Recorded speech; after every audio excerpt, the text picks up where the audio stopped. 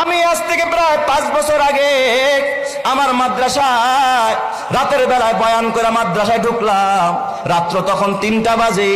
আমি মাদ্রাসায় ঢোকার পরে আমার মাদ্রাসার বিল্ডিং এর সামনে দিয়ে আমি একটু পায়চারি হাঁটাহাঁটি করি, এটা আমার অভ্যাস। দেখি ছাত্রদের কোনো সমস্যা আছে কিনা।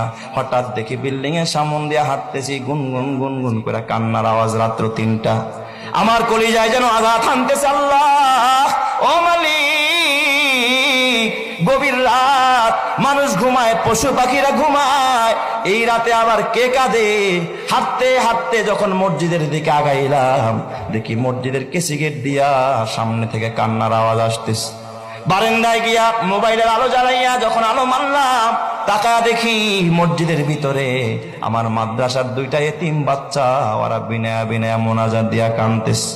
আমার মনটা অনেক খারাপ হয়ে গেল। আরে মালিক, একটার বয়স 10 বছর, আর একটার বয়স 7 কি 8 বছরের বাচ্চা রাতের বেলায় কাঁদতেছে তাহাজ্জুদের নামাজ পড়া।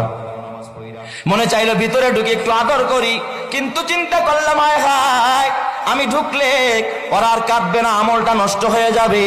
আমি আর ভিতরে ঢুকলাম না, উপরে চলে গেলাম আমার রুমে, হুজরাখানায়। ফজরের আজান হলো, মসজিদে আসলাম। আমি কাতারে দিয়ে হাঁটতেছি আর তালাশ করতেছি, দেখি ওই বাচ্চা 2টা কোথায়। হঠাৎ দেখি বাচ্চা 2টা মসজিদের পিছনের সফে।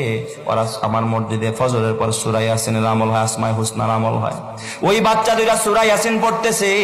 আমি একটা ছেলের মাথায় হাত দিয়া বললাম, বাজান, দোয়া শেষ হইলে তোমরা 2জন আমার রুমে আসবা, তোমাদের সাথে আমার পার্সোনাল কিছু কথা আছে। ওরা 2জন দোয়া শেষ করে আমার রুমে গেছে। আমি কাছে বসাইতে চাইলাম খাটের ভিতর, আমার সাথে বসলো না। ছাত্ররা ওস্তাদের খাটে বসে না, আমার পায়ের সামনে বসেছে।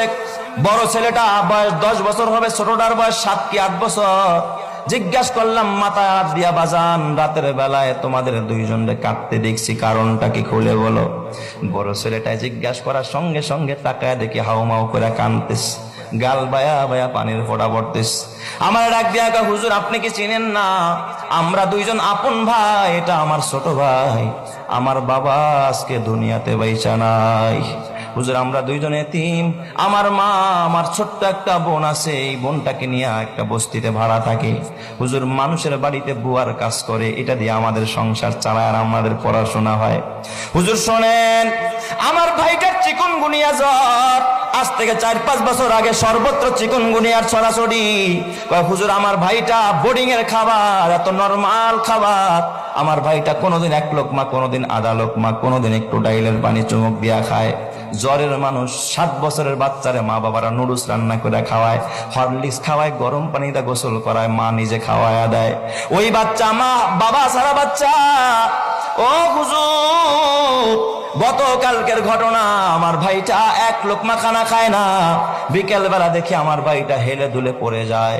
আমার ডাক দিয়া কয়, ভাইয়া একটা রুটি কিনে দাও, দেখি পানি দিয়া ভিজায় খাইতে পারি কিনা, বন্ডরির 4 দোকানে বেশ।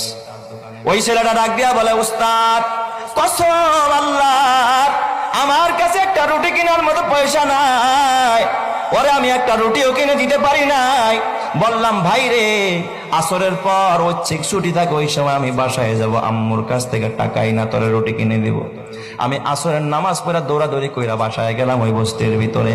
যায় দেখি আমার মা ঘরে পড়া, আমার ছোট্ট বোনটা মায়ের পাশে কাঁদতেছে। ডাক দিয়া বললাম, মা কিছু টাকা দিবানি, ওর তো অসুস্থ, ওর একটা রুটি কিনে দিতে হবে। আমার মা আমার ডাক দিয়া, বাবা আজকে 4-5 দিন হয় আমি অসুস্থ, কাজে যাইতে পারি না, ঘরে খাবার নাই, বাড়িওয়ালায় ভাড়া চায়, ভাড়া না দিতে পারলে ঘর থেকে বের করে দিবে, আমি করে কেমনে টাকা দিব? হুজুর আমার মা আমার টাকা দিতে পারে নাই। আমি যখন খালি হাতে মাদ্রাসায়, আমার ভাইটা গোটা বিকাল কাঁদতে কাঁদতে বালিশ ভিজে ফেলছে। হুজুর আমাদের দেখার কেউ নাই, আমার বাবা যদি বেঁচে থাকতো, আমার বাবা আমাদের পাশে এসে দাঁড়াইতো, আমাদের খোঁজ খবর নিত। এই কথা শুইরা বাবা চোখের পানি রাখতে পারি না।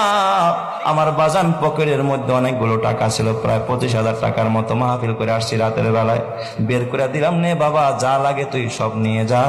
ওরা 2টা ভাই আমার পার মধ্যে জড়ায়, হুজুর টাকা লাগবে না, দোয়া করেন।